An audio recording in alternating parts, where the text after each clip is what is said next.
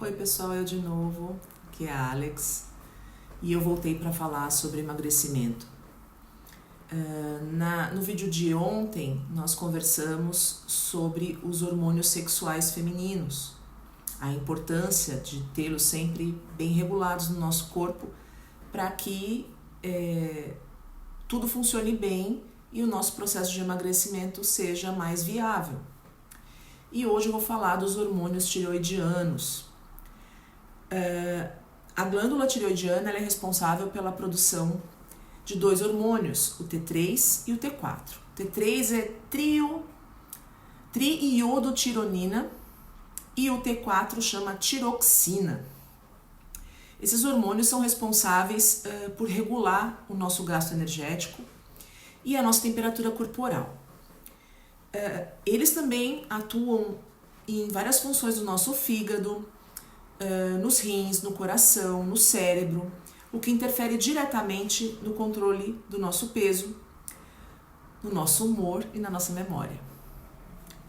Além disso, eles estão diretamente ligados ao crescimento e desenvolvimento das crianças, né? A fase de crescimento, também no nosso ciclo menstrual e na nossa fertilidade. Tá? Então, no nosso corpo tudo está interligado. Então, não só os hormônios sexuais são responsáveis pela nossa fertilidade, pelo nosso ciclo, mas os hormônios tireoidianos também. Na verdade, todos eles trabalham em conjunto em algum momento, né? Bom, tanto o excesso desses hormônios como a falta deles pode gerar problemas, né? São duas doenças que nós conhecemos como hipotireoidismo e hipertireoidismo. Hipotireoidismo é quando nós temos uma baixa produção desses hormônios e hipertireoidismo é quando nós temos uma produção excessiva desses hormônios.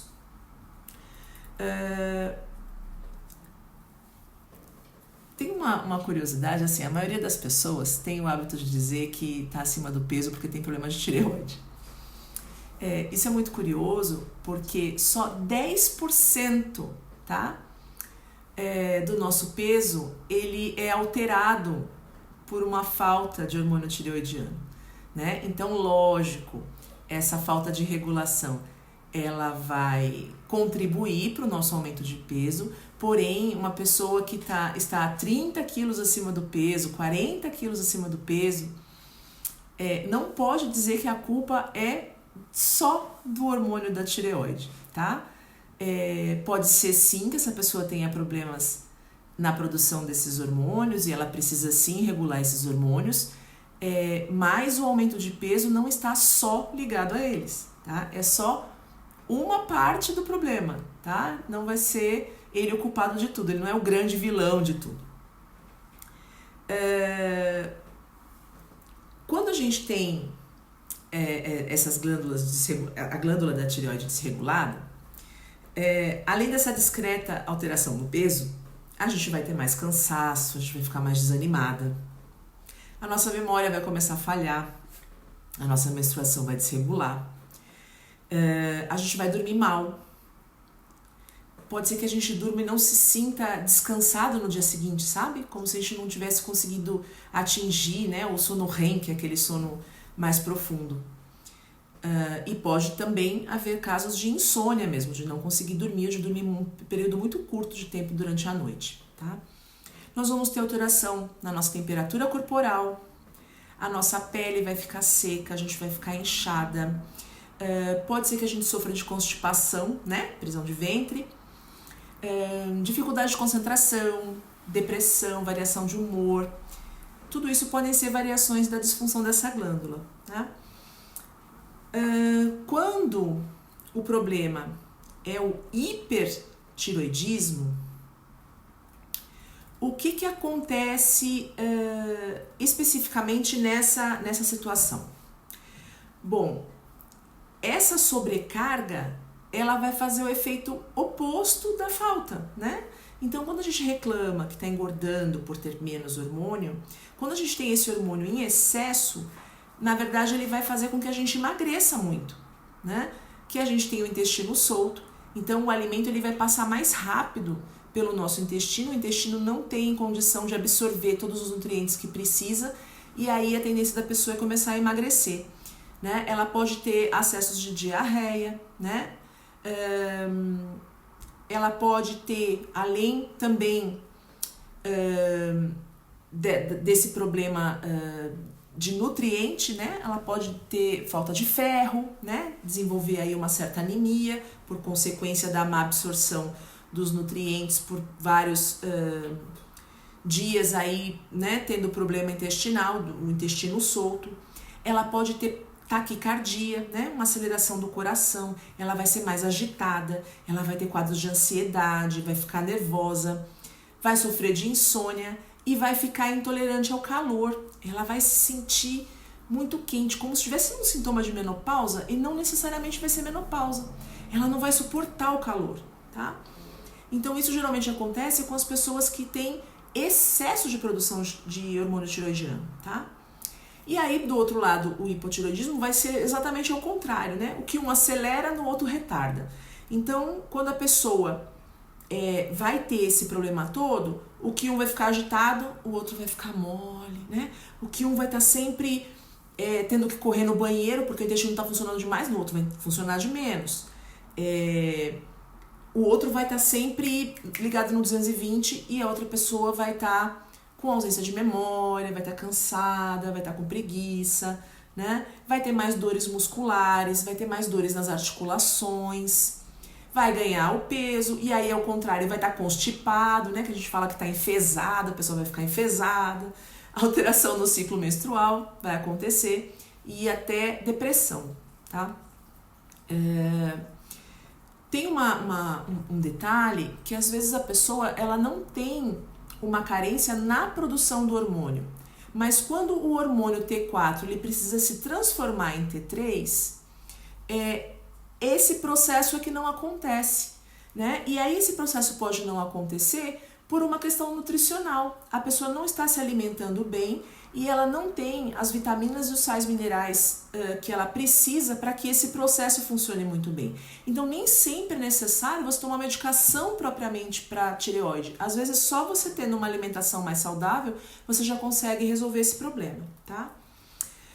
Existem outras doenças relacionadas à tireoide, que seria a tireoidite de Hashimoto, né, que é uma doença autoimune, em que os anticorpos que o nosso corpo produz atacam a própria glândula tireoidiana, as células tireoidianas, né, fazendo com que ela realmente não produza mais. E aí, nesse caso de hipotireoidismo, a pessoa vai ter que se medicar para o resto da vida. Muitas pessoas têm nódulos na tireoide, tá? Mas parece que até 60% da população, se não tem, vai ter nódulos na tireoide. Isso não quer dizer que eles sejam malignos, só 5% desses nódulos correspondem a câncer, tá? Então é raro, mas esse inchaço na região tireoidiana, ele deve ser investigado para ver se não é um problema mais sério. Então se vocês sentirem, né, a glândula tireoide um pouquinho inchada, vocês devem consultar o endocrinologista também, tá? Mesmo que vocês não tenham sintomas do excesso, da ausência, da falta, né, de hormônio tireoidiano, se vocês sentirem algum nódulo, o ideal é procurar rapidinho um médico, tá bom? Aí existem alguns mitos em relação a alguns alimentos, do que se deve consumir ou não, mas o próprio nome do hormônio T3, né, eu vou até ler de novo para não falar errado, que é tipo trava-língua. Triiodotironina, triiodotironina. Então, o que isso faz com que a gente perceba? Que o iodo, ele é extremamente importante para a produção desses hormônios. E o que a gente tem na nossa alimentação que é rico em iodo? Peixes de água salgada, frutos do mar em geral e algas, né? Então, o ideal seria que nós consumíssemos pelo menos 3 vezes por semana esses alimentos, tá? Mas eu não tenho hábito, ou eu sou alérgico, ou eu tenho algum outro problema relacionado a frutos do mar. Então, como é que eu vou resolver isso? No Brasil, por lei, o sal ele deve ter iodo adicionado, justamente para evitar problemas de tireoide, tá? Então, o consumo de 5 gramas de iodo é o recomendado por dia. Eu não sei exatamente a proporção do iodo e do sal no sal de cozinha que a gente compra no supermercado aí no Brasil, mas eu sei, por exemplo, o sal, o ideal seria que as pessoas consumissem no máximo 7 gramas por dia, tá? Então eu não sei se a proporção do iodo e do sal aí no Brasil, ela é equivalente para que com 7 gramas de sal a gente tenha esses 5 gramas de iodo. Eu teria que pesquisar um pouco mais isso, mas enfim, a recomendação diária de iodo é de 5 gramas por dia. Por isso, embora a gente saiba que o sal do Himalaia é um sal muito rico em minerais, tá? É um sal muito saudável, ele não tem adição de iodo, tá? Não é um sal iodado. O sal marinho, ele é iodado naturalmente. Outros tipos de sal no Brasil são acrescentadas, né? Uma porcentagem de iodo neles. Mas o sal do Himalaia, o sal rosa do Himalaia, ele não tem esse aditivo. Então, quem consome só o sal do Himalaia deveria, e não consome muito peixe, deveria também procurar uma suplementação de iodo para evitar problemas na tireoide, tá? Outro alimento que é muito importante na produção do TSH, que é um hormônio, né? Tireoide estimulante. Esse hormônio, ele estimula a produção do T3 e do T4. E a gente deveria consumir em mais quantidade nozes, tá? E castanhas. Não existe uma quantidade específica, vamos dizer que seja um punhado por dia, né? Isso acaba sendo um problema para as pessoas que têm já um problema de obesidade, e as castanhas, elas são muito calóricas, né? Então a gente deve tomar cuidado e não extrapolar o limite, tá? Mas um punhadinho pequeno de castanha por dia já seria suficiente para repor aí o selênio que é necessário na produção de TSH. Mas e agora minha dieta é super baixa em caloria e se eu for colocar castanha vai aumentar muito por causa da gordura, blá blá blá. Você pode fazer uma suplementação de selênio através de um composto vitamínico, alguma coisa assim, tá? Um multivitamínico. Talvez forneça o necessário de selênio aí para o seu dia. É importante não comprar qualquer composto multivitamínico ou mineral. Geralmente os mais baratinhos têm uma dose muito pequena que não vai resolver nada, tá? Aí tem uma curiosidade, pesquisando aqui o assunto, que falava sobre alimentos que nós deveríamos evitar, tá? Entre eles estão alimentos extremamente saudáveis, que é o caso da couve, das couves em geral, tá? Qualquer tipo de couve, e do brócolis. Eles são considerados captadores de iodo, ou seja, eles acabam roubando aí o iodo do nosso organismo. Mas ele só vai ser maléfico se for consumido em muita quantidade e sempre cru, o que não acontece. A gente sempre cozinha, né? Ou no vapor ou na água, o brócolis a gente sempre refoga a nossa couve, ou a couve-flor, ou a couve de Bruxelas, enfim. Então não tem um problema o consumo desses alimentos, tá? Isso só vai acontecer se esses alimentos forem consumidos crus e em muita quantidade, tá bom?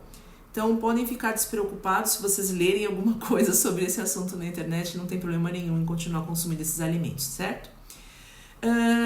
Outro alimento que em alguns lugares eles colocam como que não seria o ideal para quem tem problemas de tireoide seria o consumo de soja.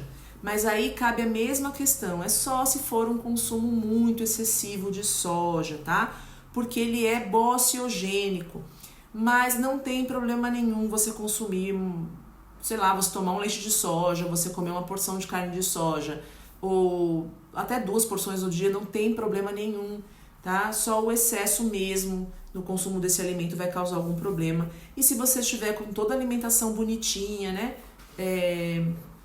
Bem estruturada, não vai realmente te causar nenhum problema, tá bom?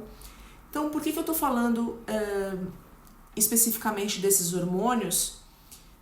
Porque quando a gente não está com tudo funcionando bem no nosso corpo, o nosso esforço para conseguir emagrecer vai ser muito maior, né?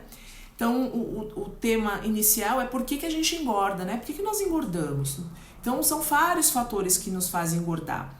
E um desses fatores é essa desregulação dos nossos hormônios, tá? É só esse o problema? Assim como a gente falou sobre a genética, é só esse? Não, não é. É uma combinação de fatores, tá? Mas, desde que a gente consiga controlar ou reverter essa situação, manter-se no peso ou emagrecer acaba ficando bem mais fácil, né? Vai exigir menos esforço da gente, porque já é difícil você ter que controlar o seu apetite, já é difícil você ter que seguir, né, uma rotina alimentar bem definida, bem determinada, ou praticar atividade física, enfim. A gente tem que mudar nossa rotina para poder se enquadrar aí em algo que realmente funcione, tá? Não é fórmula mágica, não tem nada disso, mas se você quer realmente emagrecer, você tem que fazer algum esforço, né? Esse esforço vai ser muito grande se além do que você já tem que fazer, que é deixar de comer o chocolatinho, aquele docinho, aquela coisa que você adora, porque você sabe que aquilo te faz mal, você ainda tem que lutar contra disfunções do nosso corpo, né? Então, antes de qualquer coisa, antes de começar um processo de emagrecimento, primeiro verificar se os hormônios estão funcionando direitinho, tudo bem? Então, até a próxima!